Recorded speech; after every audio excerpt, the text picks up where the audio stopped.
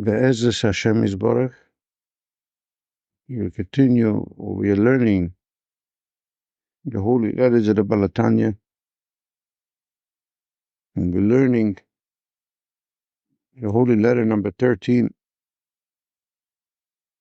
Und the Shia is als Kurs, the four Shalema for Hinde Bestowed. But we are learning this letter from quite some time. And we learned the Hagdama.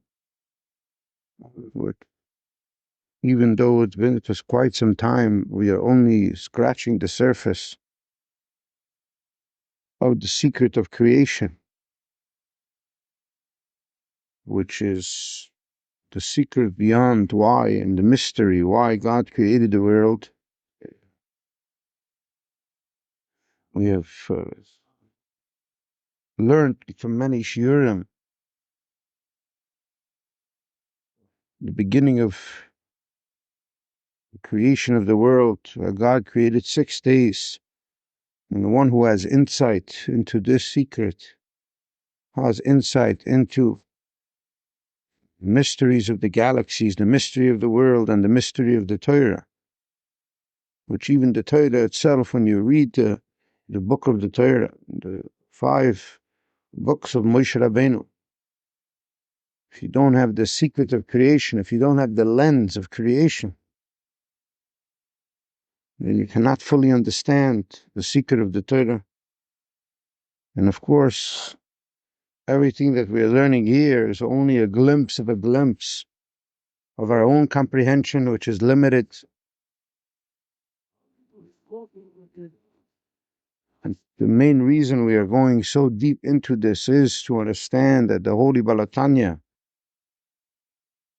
every word that he said in the Tanya, every word is filled with so much energy, so much life. Words itself cannot contain the energy. As the previous Lubavitcher Rebbe said, the words are jumping with fire, and they are alive today as they were alive when they were written.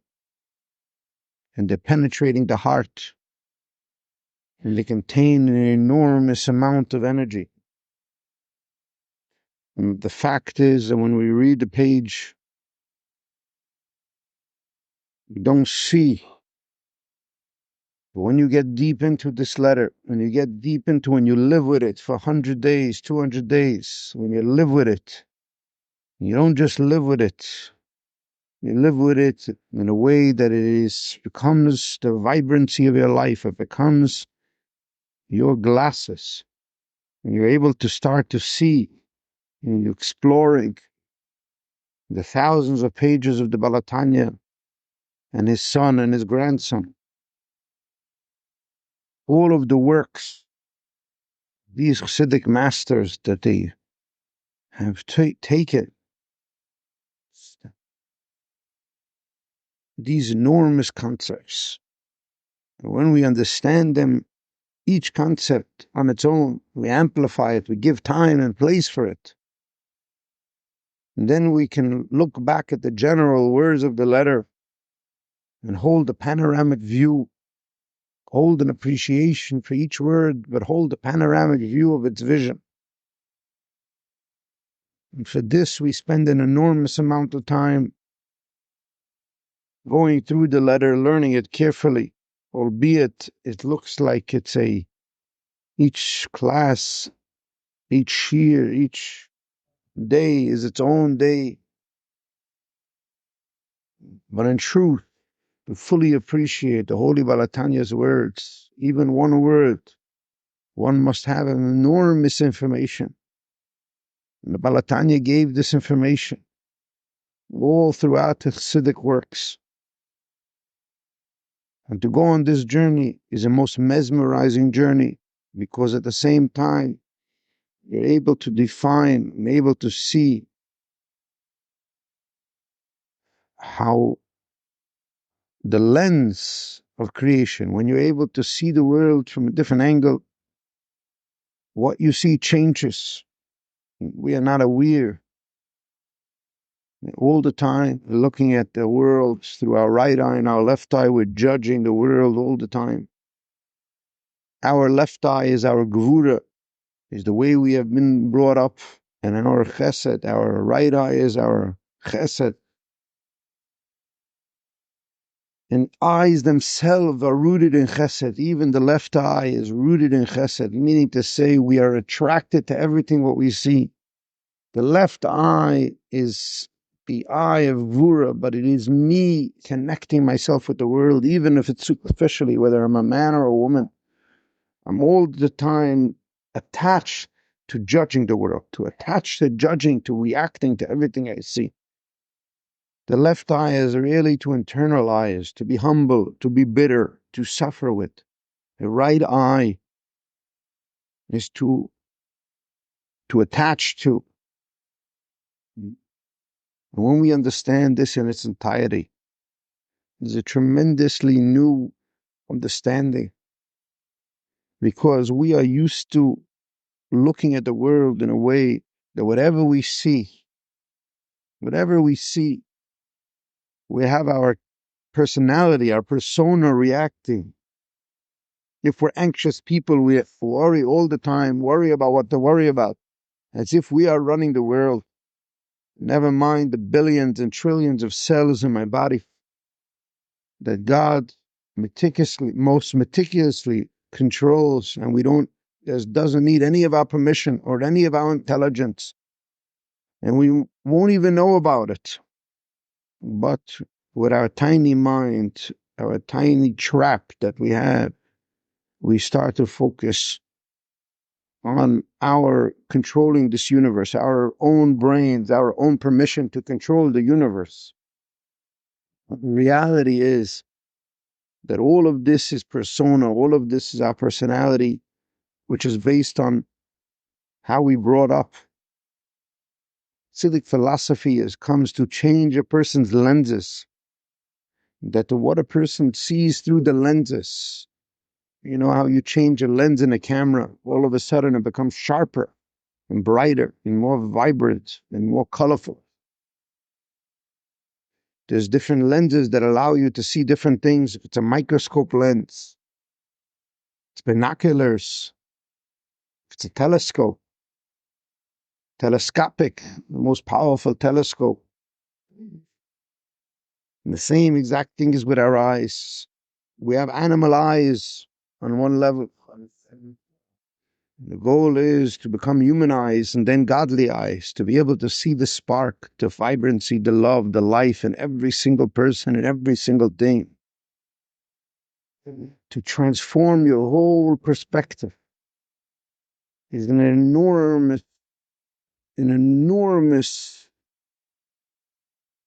enjoyable, tremendous, magnificent feat. Many people measure their lives through attachment, through accumulation. But in fact, the Holy Balatanya is always in a state of teaching us that actually the real accumulation in life is the accumulation of opposites, the inter-inclusion, the intertwinement, the integration, the understanding of another person, to come to knowledge, to understand fully, to know another person, to stop judging another person, to want to connect with people around you, to want to be in a state of giving with humility. All of these things are beyond our nature. They are not our natural nature. And all of the time, what he's trying to teach in this holy letter is a tremendous, tremendous accumulative ability, which is the accumulation of creation. What did I gain in this world? What does a person gain in his life? That he can be similar to his creator, that he can choose life, that he can choose to be like God. He choose his godly nature over his animal nature. And this is one of the deepest cores of what he wants to share in this parak. Many people go through life And they don't understand what is the 6 days of creation of the world. God created the world in 6 days. And the world is a 6-day creation. Just like a person is living 60 years. The primary creation of a person's life is 70 years. Chesed is the first 10 years, unlimited. Gevurah is the second 10 years when he develops his personality. Rachamim is the next 10 years when he's giving to his spouse. All of this is a tremendous understanding, a panoramic understanding. But many people, sometimes a person will be 70 years old, and 60 years old, and 50 years old. And sometimes a person will be 14 years old, or a person will be 30 years old. It doesn't matter. But what you have in front of you today, as long as you're alive, is the only day of your life. Because as we explained yesterday, according to the Holy Balatanya, every day is only one day. Hayoim mamish. Every time in the Torah it says Hayoim, we are still saying it. Even though we have the benefit of thousands of years of extrapolation of the holy words of Moshe Rabbeinu, even though we have the schar, which is the reward of our grandfathers, which we did nothing for, nonetheless, we still have the whole world in front of us, but not a world of tomorrow, a world of today. The ego can only live in yesterday and in tomorrow. Our neshama only lives in today, this moment right now. The ego doesn't know what to do with now. The ego doesn't exist in the now. The ego is the animal. The ego is the glimmer. The ego is the copy of life. The copy. I want to hold, let me take a picture of this moment. Everybody wants to hold on to a moment of pleasure, a moment of glory, a moment of full cognizance of life, a moment of eureka, a moment of euphoria. Everybody wants to hold on to it, especially the ego. Ego is about holding on. But every breath is a hold on and a let go. Every breath is us coming to life as a separate entity and then coming to recognize God. But the beauty in life is, explains the Holy Balatanya, is that today you're not aware if today is Sunday or Thursday. You're not aware if today is Monday or Tuesday. Because the whole entire purpose of life is to realize that someday becomes Monday. And when Monday is here, there is no Sunday anymore. Sunday has become Monday. Do you understand? You have to understand this in our entirety. We have to live with this concept. That today is the only day we're alive. All the labels of Sunday, Monday, all of them don't exist. Today you were given opportunity that everything from your past you can redo. And it's only today that you'll be alive, because your person is only alive at this moment right now. The miracle of life is that life only happens now. The miracle of life is that the true idea of time is an illusion. Because time, you can't hold on to time. Time is just a concept in the brain. The brain is just as alive as the rest of your life. But life itself is something you can't hold on to, you can't grasp, nor with your brain, nor with your heart, nor with your lungs. You can only experience life.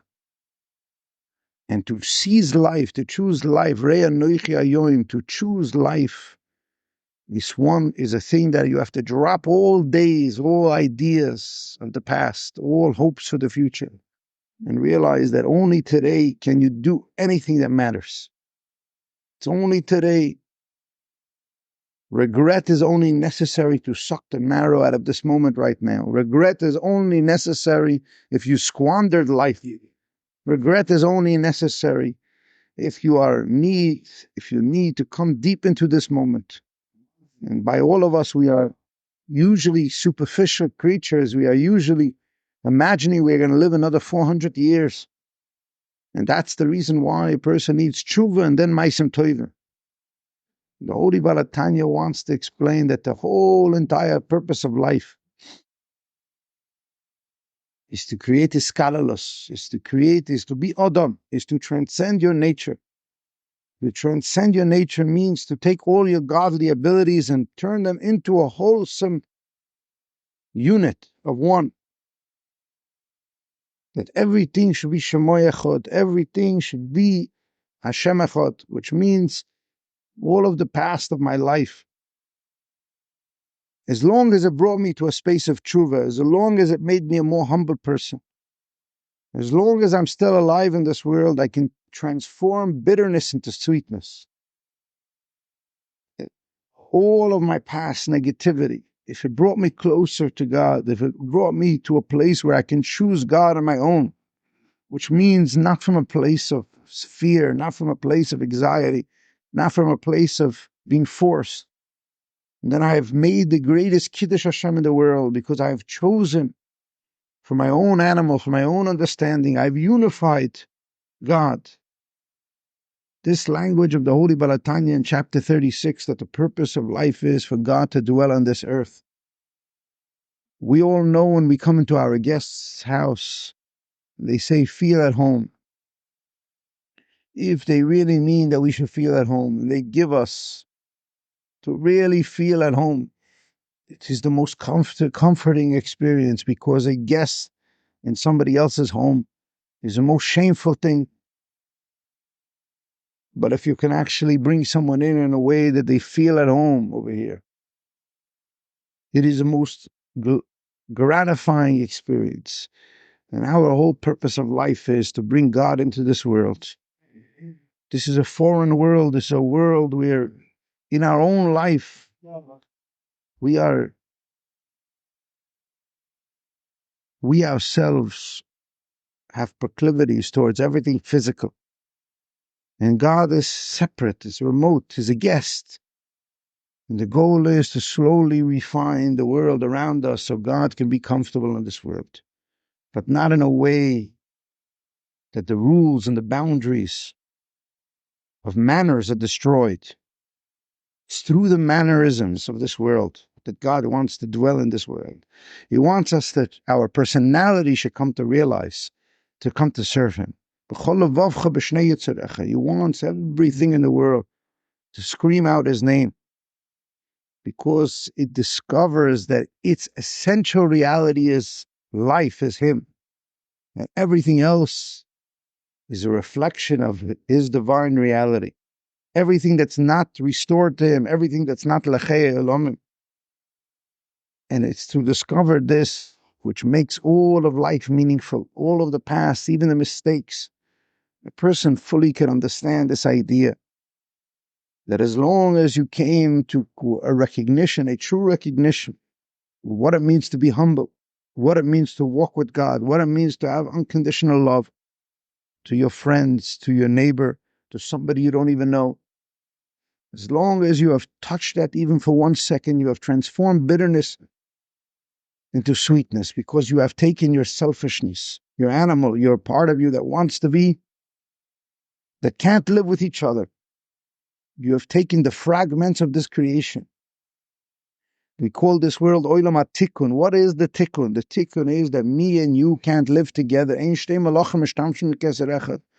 the first moment, the sun and the moon couldn't live together, because they reflect two divergent realities. The moon represents me internally, and the sun represents me superficially. And these two realities are coming from a very high source in God's light, that the light doesn't get along with each other. The most intelligent man can't get along with the most kind man, because each one says, I'm the purpose. And this represents a deep, most profound secret of before the creation of the world, the light of God didn't let the world be. And God says that if there is something that I cannot do, if there's something that's in contradiction to me, then it hasn't touched my essence. And that is the secret of all of us, that deep inside of us, we have the core of God, the Chelek Elikah inside of us.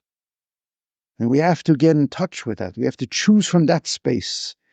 We have to make choices from that space. And in that space, there is no sinas chinam. We love everybody. We're not judgmental of everybody. We take responsibility for everybody. In that day, in that space, all days become one day. And there is the only one day, which is the day of choosing Chaim, of choosing life. And to choose life means to choose to be compassionate, to choose to get along with everyone, to choose to understand, and to choose from a place from deep within. And in that space, when two people make that choice, husband and wife, there's a Shechinah shluya b'neihem. They have allowed Yud-Kei Vav-Kei, they have allowed the highest level of God, where there's no contradiction, but it's an internal. When we say Shechinah, we mean it's internal, it's felt. Of course, the Shechinah is here right now, but the Shechinah is not here. When we say the presence is here right now, if it's not present, it's not present. It's here, but it means nothing if it's here. It's been here all along. God wants Shechinah. He wants it to be present. He wants us to, through the laws of this world, through our own ego, through everything we know, to integrate and unify His presence with the world. And that means to bring Him deeply present in our world. That means to be compassionate, to be humble, to be sensitive. When husband and wife see each other as responsible for each other, there's a tremendous presence of God in the world. And it's not a mystical thing. A mystical thing. It's not a mystical thing at all. If you act with complete humility and you drop your anger, which we all have, and you drop your anxiety and you drop your judgment and you take responsibility, then automatically the presence of God becomes revealed, because now you have two people who are there for each other. And all of a sudden now they can coexist. There's no more gender wars. There's no more living with the superficial. This is what he wants to say in this letter. And ultimately speaking, whether you're introvert or extrovert, whether you're a fearful person or a kind person, and over here he's talking about the fearful person, the person who thinks he's better than everyone, and may very well be, meaning to say, in chapter 9 and chapter 10, he talks about people who need charity for their own life. And over here he says, no, there are some people who are very high. They are very quality people. Fear God. But even they must give unconditionally. Even they must go above their nature. They must integrate with the rest of the world. You must realize that everything is a gift from God. You must be always in a giving state. Always ask yourself this question. Always recognize that when I have something unlimited from God, to ask yourself this question: did God make a mistake and decide to make me wealthy and everybody else poor in this area? And this eliminates all judgment. This is what Moshe Rabbeinu, when he was Anam Mikol Adam, what does it mean that he reached that place? What does it mean that Moshe was the smartest that ever lived and Shlomo was Moshe was the greatest humble man that ever lived and Shlomo was the smartest man that ever lived? The Torah is teaching us that if you want to reach the peak of intelligence, know that you have to be understanding heart. There's nothing greater than that. You're never going to achieve anything greater if you go above the galaxies. If you go even above the galaxies, you're never going to get to a higher space than this knowledge that you're here for someone else. And Moshe Adam Mikol Adam is the same exact thing. Chazal telling us Shlomo was the smartest and Moshe was the greatest Anav. The secret of that is not that Moshe was humble and Shlomo was smart. The secret was that Moshe's humility and Shlomo's smartness was the exact same thing, which was Moshe discovered that as long as I have something that was given to me as a gift, I am humbled by that gift, because that gift makes me jealous of somebody who doesn't have the gift. Because somebody like Rabbi Akiva, who has nothing and makes a mound out of his life, he saves the whole Jewish nation, he should get the Torah. But me, I got this gift. And every person has this on some level in their life. You look at your gifts and you ask yourself, did God make a mistake? Because Moshe lived with this concept. Did God make a mistake? Moshe said, obviously God made me like this, so I should share my light with the whole entire world all the time. That's why he didn't sleep. He sat and tried, because he said all the time, until I make a change in someone, I've done nothing in this world, because what I have is just a light. To be a light is just to be a light. I'm just like an angel. An angel has no choice, no struggle, no confusion. But if I could take my students who have struggle and confusion, I could share with them. The same thing, we are all rich and poor in certain areas. If I'm a rich man physically, did God make a mistake? If I'm a rich man psychologically or spiritually, did God make a mistake? All the time we're judging the poor. When I'm a poor man and I see a rich man who's not giving me, I'm judging him. In that space, I'm the rich one and he's the poor one. Poor, he doesn't know what to do with his money. He's so poor that all he has is money. And all the time we don't realize that did God make mistakes and make people rich in certain areas? No, all forms of wealth is meir einei shneim Hashem. God wants you to enjoy your wealth, but only when you're going to be in a space of realizing that God gave it to you. And if you realize that God gave it to you, you're going to be giving further because God gave you, He made you in His image, and He wants you to be able to give further. And it's that recognition that we are here to give. We are here to become partners with the divine. We are here to be in a space of giving that will make us all humble, no anger, because anybody's lack, especially your spouse's lack, is sitting with you.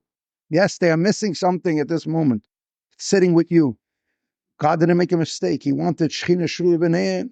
He broke up a man and a woman, and He gave each one, and He sometimes created even imbalance. But if there would be balance, if there would be equilibrium, there would be no purpose. So we can give to each other, so we can have real creativity. And that is the Maraf Tuvcha Shetzafanta L'Re'echa. That is what He's saying. Even if you're an introvert, even if you're a private person, even if you're fearful of God, meaning you have all the wealth, but if you're not in a space of giving, if you're not in a space of sharing, God didn't make any mistakes. He wants to allow you to be Him, to go deep within, to become partners with Him. And for that space, you're rich in certain areas and you're poor in certain areas. You're poor so you can be dependent on God, so He can send you the right person, so you can be zoicha, so you can be humble, so you can be bitter, so you can suffer with another person, so you can receive from God, so you can be dependent on God. And you're rich so you can partner with God. You're rich so you can become a sinor, so you can become a vessel, so you can become a partner with God's kindness. And when you fully understand this integration in its entirety, you've started to scratch the surface of compassion. Scratch the purpose of the name Yisrael. Jewish people means compassion. You have started to discover what does it mean to bring God, presence into this world. Presence means that you feel God. Feeling God means to be in a space of giving and receiving all the time, to be in a space of humility, to be in a space of Moshe and Shlomo, which was a space of true humility and true intelligence, because the peak of intelligence is something beyond your imagination, it's God. And the peak of your heart is something beyond your experience, it's God. But to feel that in His presence means, like the Rambam brings La Halacha, to go in His ways, like we say from this week's Parsha. To go in God's ways means to be compassionate. You can only experience, you could only bring Him in, you could only have the schus of Shechinah Shruya B'neihen, you can only have the schus of the Maraf Tuvcha, only if you're going against your nature, only if you're combining those two natures. And it's ultimately that type of life of compassion that will usher in the Tziyim B'mishpat Yipada V'Shaveh B'Tzedakah.